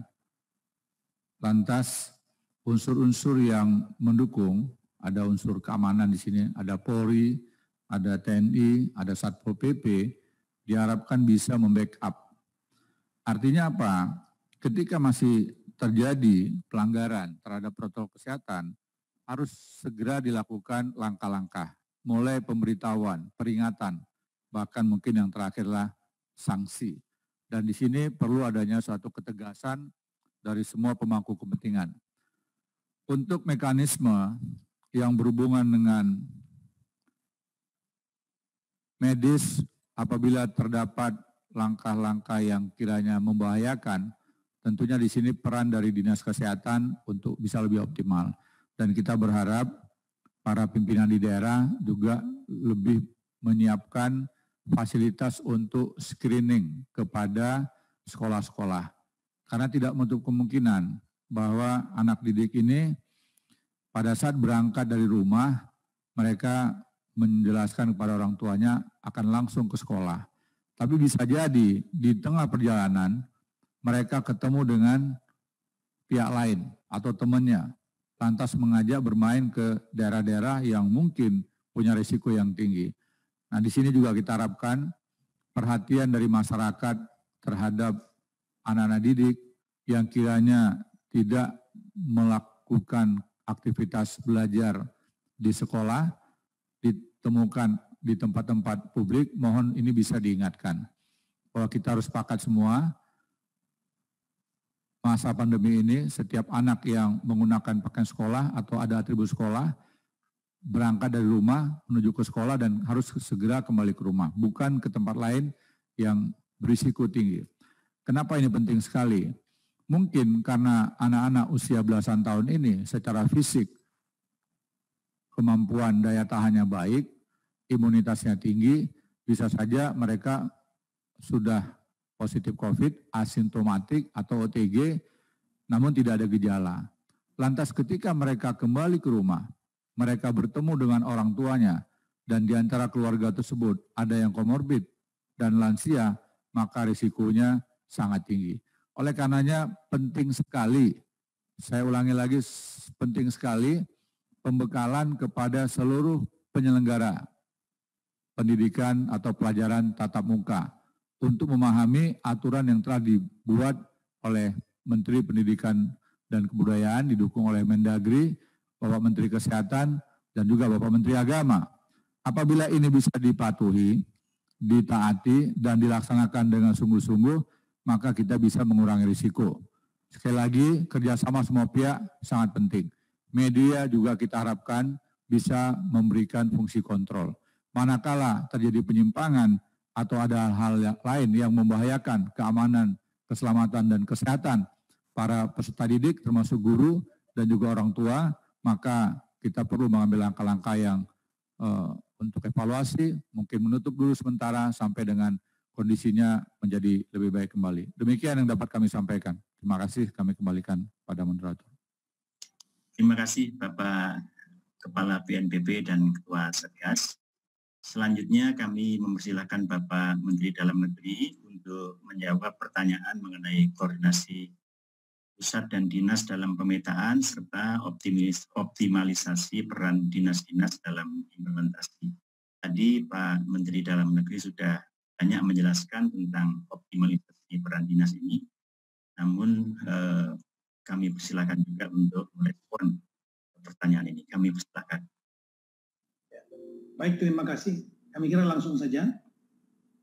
Tadi mekanisme yang biasa kita lakukan dalam rangka menyampaikan informasi kepada pemerintah daerah bisa dilaksanakan secara tertulis dalam bentuk surat edaran atau instruksi, kemudian juga melalui mekanisme langsung via video conference, Zoom, dan lain-lain. Untuk tahap yang awal, sesegera mungkin minggu depan kami akan segera mengeluarkan surat edaran dengan apa yang sudah kami sampaikan tadi. Satker apa, SKPD apa, berbuat apa. Karena proteksi tidak hanya oleh Dinas Pendidikan di sekolah, tapi juga adalah memerlukan dukungan dari SKPD, Satuan Kerja Pemerintah Daerah, komponen-komponen daerah yang lainnya.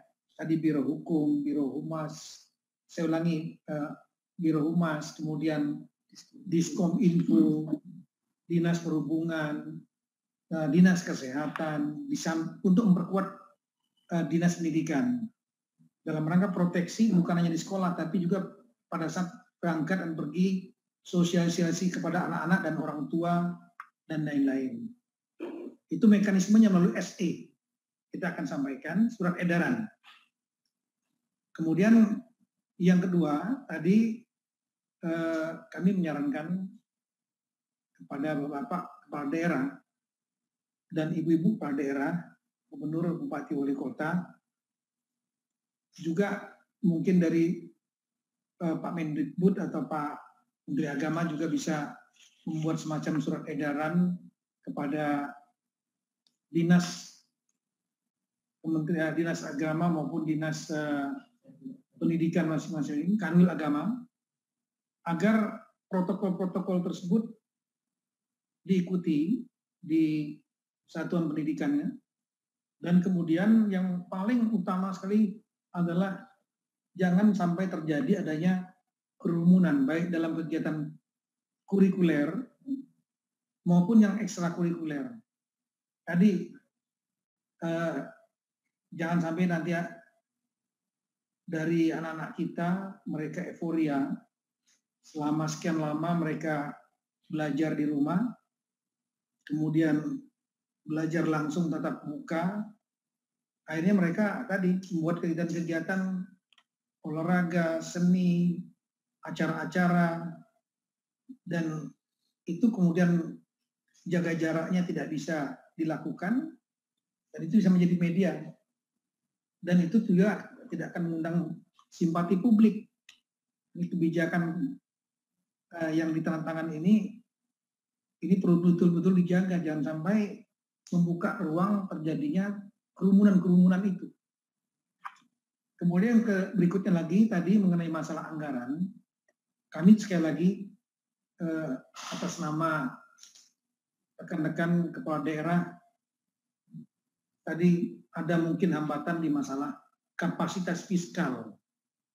Oleh karena itu, kami menyarankan dari pusat, terutama Kemendikbud, kemudian Kementerian Kesehatan, ini dapat memberikan bantuan melalui mekanisme dana dekonsentrasi kepada gubernur selaku wakil pemerintah pusat di daerah, atau bisa langsung kepada bupati atau wali kota melalui mekanisme dana tugas pembantuan. Ini bisa langsung. Kami sarankan, nanti kami akan susun data daerahnya. Kami kira ada dua variabel yang kita gunakan. Yang pertama adalah dengan melihat kapasitas fiskalnya. Daerah yang diharapkan bisa dibantu adalah daerah yang kapasitas fiskalnya rendah karena sangat tergantung dari transfer pusat, sampai dengan daerah yang kapasitas fiskalnya sedang. Kalau yang kuat saya kira tidak usah. Jadi bukan tidak usah, maksudnya prioritas berikutnya. Tapi prioritas utama lah kapasitasnya rendah, sedang. Dan daerah tersebut dari peta zonasi COVID Satgas masuk daerah merah atau oranye. Jadi katakanlah kalau daerah misalnya di daerah itu dia hijau, kemudian kapasitas rendah, kami kira, dan mereka melakukan tatap muka, itu prioritas nomor 2 untuk diberikan dana dekon melalui gubernur atau dana tugas perbantuan langsung kepada bupati atau wali kota. Tapi kalau di daerah itu daerahnya memang zonanya merah, oranye, dan kapasitasnya keuangannya rendah atau sedang, itu yang perlu diberikan bantuan. Baik tadi untuk satuan pendidikannya, melalui dinas pendidikannya, atau juga melalui perhubungan, mungkin dari Bapak Menhub kalau ada ruang fiskal, kemudian Bapak Menteri Kesehatan untuk memperkuat misalnya testing, kemudian karantina, tempat karantina, kemudian penguatan rumah sakit di daerah yang melakukan tatap muka, kapasitas fiskalnya rendah sedang, tapi daerahnya merah atau oranye. Nah, ini data yang nanti kami akan susun segera, dan setelah itu akan kami serahkan kepada Bapak Mendikbud, Bapak Menteri Kesehatan, Menteri Perhubungan juga kami akan sampaikan, meskipun Bapak Menteri Perhubungan tidak masuk dalam SKB ini. Kami kira demikian. Terima kasih. Terima kasih Bapak Menteri Dalam Negeri atas penjelasannya. Selanjutnya kami persilahkan Bapak Menteri Kesehatan untuk memberikan jawaban, khususnya berkaitan dengan sekolah-sekolah yang melanggar protokol kesehatan. Kami persilahkan. Izin mohon maaf Pak Menteri Kesehatan, baru saja karena ada acara penting harus melantik dan diwakilkan ke kami. Terkait dengan pertanyaan dari Rini Haryani, RRI, sebenarnya kalau koordinasi, saya kira koordinasi yang paling mantap sudah ada di Satgas Penanganan COVID-19, mulai dari pusat dan daerah, di mana jajaran kita, Dinas Kesehatan, sudah ada di dalamnya. Jadi komunikasi pun itu dilakukan, saya kira 1 kali 24 jam, dan data-data yang digunakan di situ adalah data yang valid, yang saya kira peta wilayah sudah yang terdampak COVID adalah itu yang akan digunakan nanti dalam menentukan status ya, mulai dari status hijau, kuning, orange, dan merah yang dalam SKB ini itu dipanggil sebagai patokan untuk melaksanakan pendidikan ya. Dalam penerapan pelanggaran protokol ya, tentu koordinasi kami bersama dengan satuan pendidikan, dinas kesehatan yang ada di provinsi, kabupaten, kota itu dalam melakukan pengawasan itu secara terus-menerus. Ujung tombak kita di puskesmas, yang saya kira di dalam SKB juga ini, yang mempunyai tugas yang langsung mengawasi sekolah-sekolah yang ada sampai di kecamatan maupun di desa, dan tugas puskesmas ini yang nanti akan memonitor warga sekolah yang ada, termasuk mengawasi protokol-protokol kesehatan yang diselenggarakan di sekolah.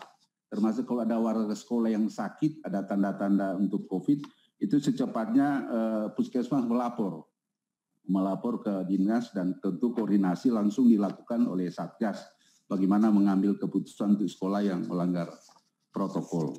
Kemudian dalam mendukung kebijakan SKB 4 Menteri ini, Kementerian Kesehatan juga sudah melakukan berbagai upaya, yaitu yang antara lain menyusun panduan bagi petugas puskesmas dalam melakukan pengawasan dan pembinaan penerapan protokol kesehatan di satuan pendidikan pada masa pandemi COVID-19.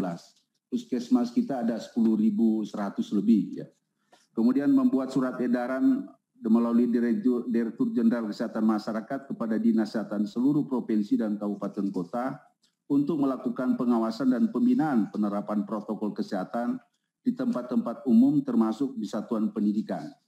Kemudian untuk mengevaluasi lebih lanjut melalui Badan Litbangkes juga sudah melakukan survei pemetaan kesiapan puskesmas dalam melaksanakan pembinaan penerapan protokol kesehatan di satuan pendidikan sehingga lebih fokus intervensi apa yang akan kami lakukan.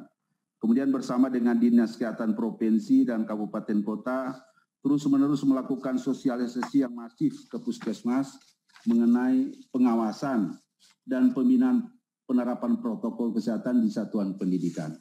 Saya kira untuk sementara itu yang dapat kami sampaikan terkait dengan pertanyaan yang dari RRI. Terima kasih. Terima kasih Bapak Kepala Badan BPSDM atas penjelasannya mewakili Bapak Menteri Kesehatan. Bapak-bapak dan ibu-ibu yang saya hormati, selanjutnya saya akan bacakan pertanyaan nomor 2 dari Mbak Indri dari LKBN Antara. Pertanyaannya adalah, bagaimana mekanisme penyelenggaraan pembelajaran jika sekolah kembali dibuka oleh daerah? Mohon perkenan Mas Menteri Pendidikan dan Kebudayaan untuk memberikan penjelasan. Ya, terima kasih Pak Sekjen.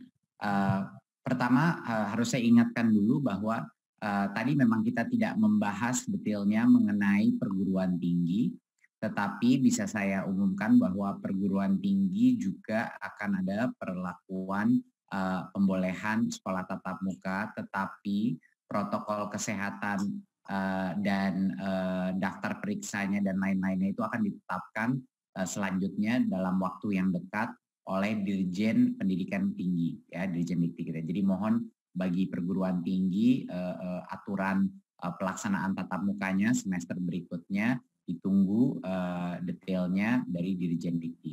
Tapi tetap akan juga diperlakukan pembolehan melakukan tatap muka. Jadi itu adalah untuk perguruan tinggi. Bagi teman-teman mahasiswa dan dosen guru, jangan cemas bahwa ini bukan hanya untuk sekolah dasar, tapi juga buat perguruan tinggi. Tetapi detail protokol kesehatannya dan daftar kesiapannya itu nanti akan diatur oleh Dirjen Dikti. Sekarang untuk sekolah dasar dan menengah, bagaimana mekanisme penyelenggaraan pembelajaran?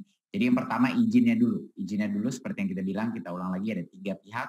Satu adalah Pemda, ya, dan kepala dinas tentunya. Keduanya adalah kepala sekolah, dan ketiganya adalah komite sekolah, yaitu perwakilan orang tua. 3-3 ini harus setuju baru boleh mulai proses pembukaan tatap muka. Yang kedua adalah nanti daftar periksa atau checklistnya, yang tadi 6 butir yang sudah saya sebutkan sebelumnya. Dan tentunya pada saat masuk sekolah, bagaimana penyelenggaraannya, pemerintah daerah itu bisa melaksanakannya, tergantung dia bisa melakukan secara serentak. Kalau dia merasa daerahnya sudah cukup aman, dia bisa melakukannya secara bertahap. Ada kecamatan atau desa yang menurut dia lebih aman, mulai dengan itu dulu. Itu adalah kewenangannya pemerintah daerah. Dan yang terakhir adalah tahap yang terpenting adalah pada saat mulai melakukan tatap muka, protokol kesehatan itu adalah harga mati. Ya, harus dilakukan protokol kesehatan. Tidak boleh sekolah seperti normal. Harus cuma setengah kapasitas daripada murid yang boleh masuk di satu saat, sehingga harus melakukan shifting atau rotasi kelas. Semua harus pakai masker, ada standar-standar jaga jarak 1,5 meter antara masing-masing murid, dan sama sekali seperti yang dibilang Pak Tito tadi, sama sekali tidak ada aktivitas-aktivitas yang bukan belajar di kelas. Tidak boleh ada kantin yang buka, tidak boleh ada ekskul yang dilaksanakan di saat itu. Jadinya ini adalah bukan normal, ini adalah new normal yang sangat berbeda dari sekolah sebelumnya. Ini mohon ditekankan, kali-kali saya ulang ini agar ditekankan agar jelas. Saya rasa sekian yang bisa saya bilang, Pak Sekjen. Saya kembali. Terima kasih Mas Menteri. Selanjutnya untuk penyelenggaraan pembelajaran di madrasah, kami persilahkan Bapak Menteri Agama untuk memberikan. Terima kasih. Pada prinsipnya sama saja. Yang utamanya tentu saja protokol kesehatan tetap ditegakkan.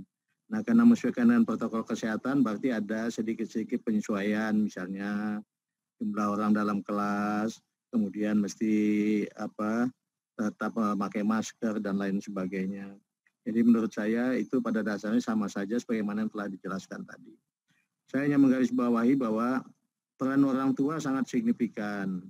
Orang tua betul-betul memesankan kepada anaknya, berangkat dari rumah sampai ke sekolah, sampai di sekolah, pulang dari sekolah juga langsung pulang ke rumah. Jangan singgah-singgah di jalan di mana-mana. Dan mungkin kita bisa aktifkan juga kalau di antara sekolah di antara rumah dan sekolah itu ada pasar misalnya atau ada mal-mal, kita bisa juga bantu pesankan kepada satpam-satpam di sana. Kalau ada anak sekolah, jam sekolah, sehingga di situ segera disuruh pulang saja, supaya dia tidak ketularan. Jadi semua ini memang hendaknya semua orang harus terlibat, merasa berkepentingan atas keselamatan anak-anak ini pada saat kita mulai membuka sekolah tatap muka. Saya kira itu bisa kita lakukan asal kita punya tanggung jawab yang sama gitu. Kan kita semua punya, ya mohon maaf ya, semua perusahaan besar punya anak dan pasti tidak ingin anaknya itu terkena COVID ya. Jadi dia juga harus peduli meskipun bukan anaknya, anak lain dia harus peduli. Kalau dia, saya katakan tadi, kalau dia satpam di mall misalnya atau petugas keamanan di pasar, begitu lihat anak-anak pulang sekolah sehingga segera disuruh pulang begitu. Jadi kembali pada dasar yang sama, hanya kita menyesuaikan dengan protokol kesehatan yang lebih ketat. Terima kasih. Terima kasih Bapak Menteri. Bapak Ibu yang saya hormati, saya akan membaca kembali pertanyaan nomor 3 yang mungkin masih perlu jawaban dari Bapak Menteri Pendidikan dan Kebudayaan dan Bapak Deputi Kemenko PMK. Dan mungkin juga Bapak Menteri Kesehatan. Pertanyaannya adalah bagaimana mengoptimalkan peran dinas-dinas di daerah supaya implementasi kebijakan pendidikan di masa pandemi ini berjalan baik. Pertama, kami persilahkan Bapak Deputi Menko PMK Agus untuk menjawab. Baik, terima kasih Pak Sekjen.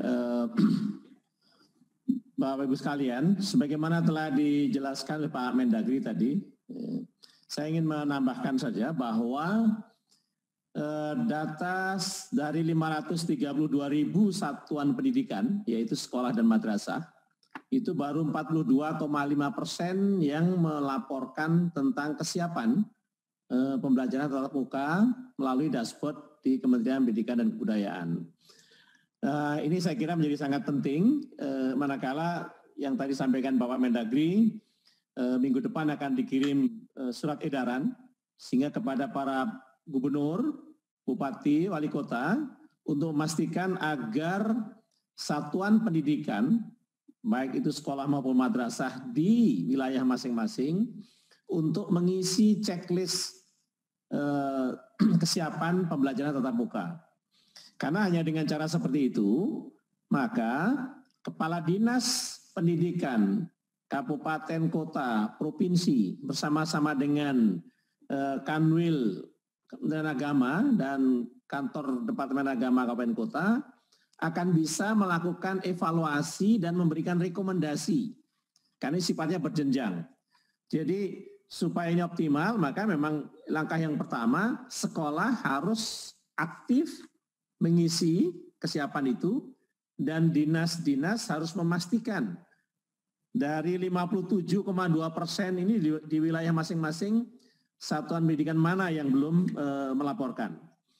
Dan ini tentu saja nanti penekanannya akan dituangkan dalam bentuk surat edaran yang telah disampaikan oleh Pak Mendagri tadi. Dengan cara seperti ini, maka waktu 1 bulan ini diharapkan bisa diselesaikan, sehingga nanti dinas kabupaten, kota, dan provinsi bisa memberikan rekomendasi pada sekolah kapan pembelajaran ini bisa dilakukan. Dan bagi sekolah ataupun madrasah yang oleh dinas setempat dipertimbangkan belum bisa dibuka, maka tentunya akan segera melakukan perbaikan apa-apa saja yang perlu dilengkapi.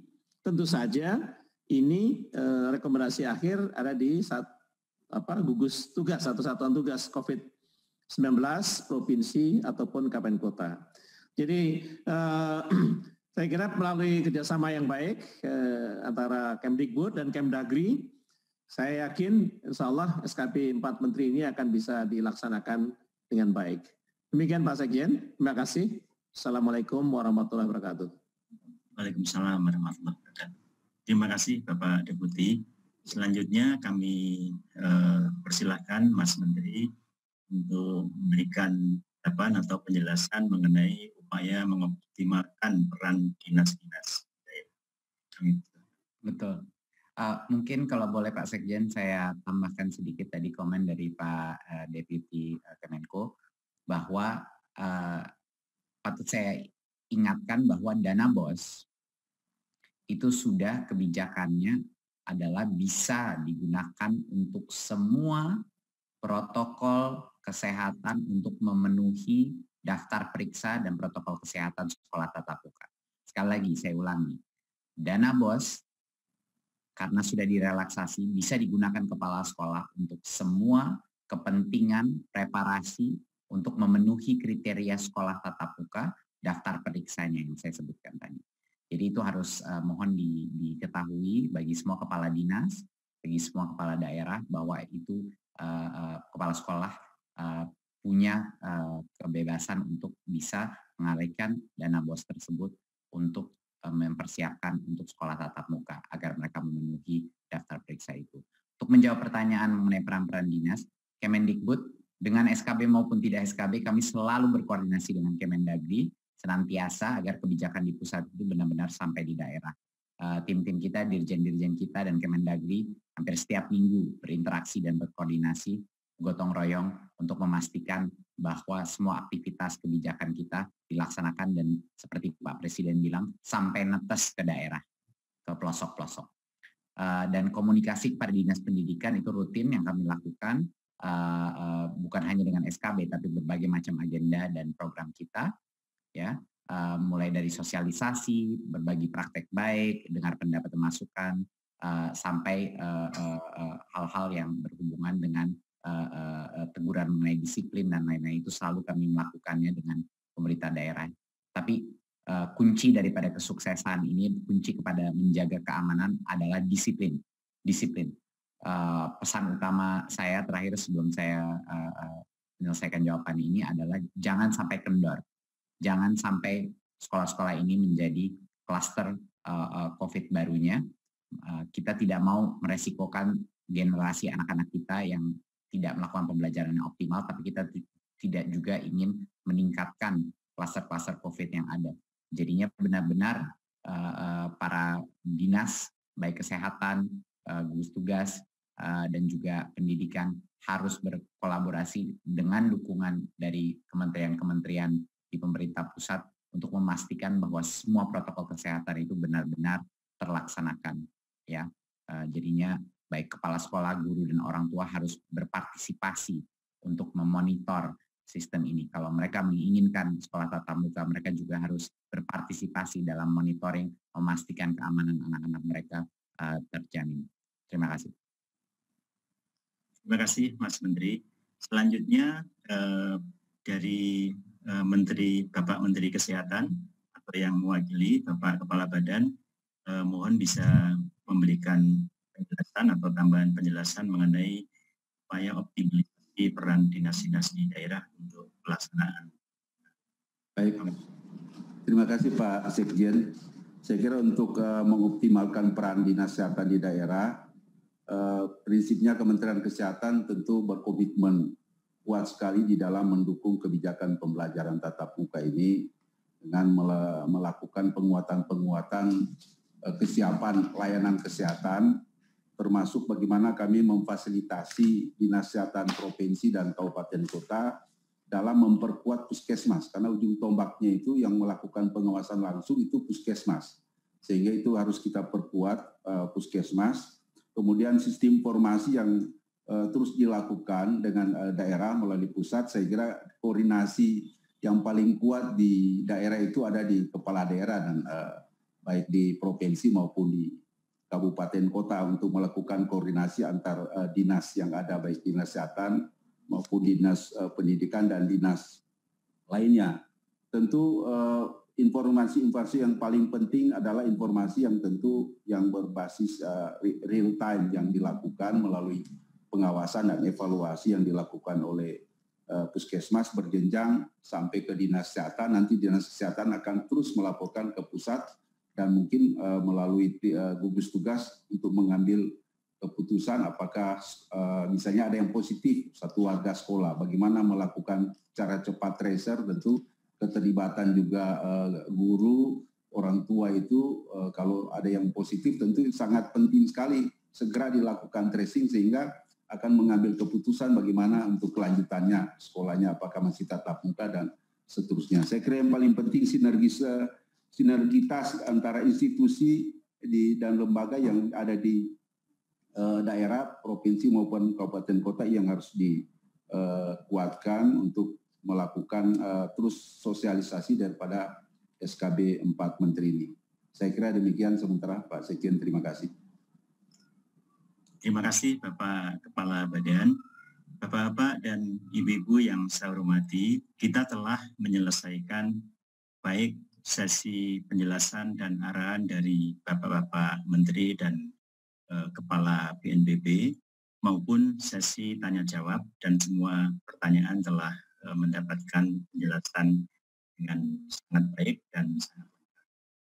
Kami menyampaikan penghargaan dan terima kasih kepada Bapak Kepala BNPB, Mas Menteri, Bapak Menteri Dalam Negeri, Bapak Menteri Agama, Bapak Menteri Kesehatan, dan juga Bapak Deputi Menteri Koordinator PMK yang telah berkenan memberikan arahan dan menjawab semua pertanyaan.